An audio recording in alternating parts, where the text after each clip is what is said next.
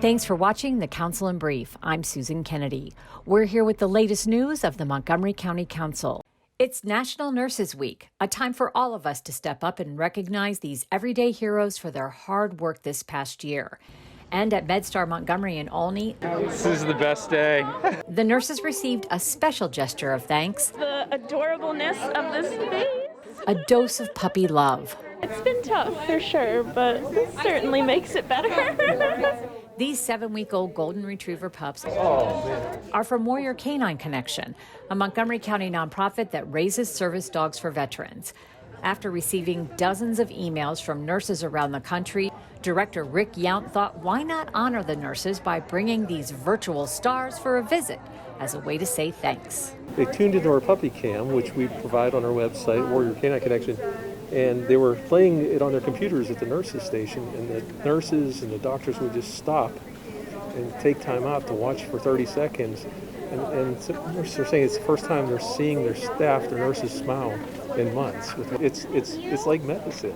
Total joy. I can feel my blood pressure's gone down, and now I'm like, oh no, I got to get back into work mode. Councilmember Evan Glass also came by to express his gratitude to the nurses who have been on the front lines, and he also took the opportunity to get some snuggles.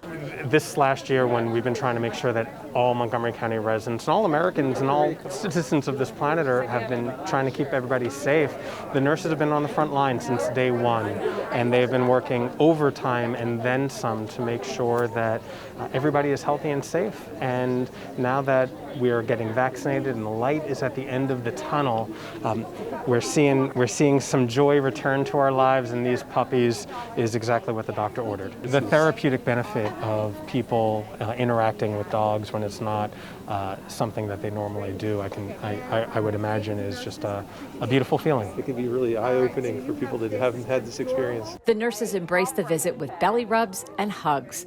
It was the shot of the arm they needed to continue with their day. It's been challenging, but we're here for a purpose and to help the community and help, our colleagues. So we have to do what we have to do. It's a stress reliever. No, it's definitely a stress reliever, I don't want to leave.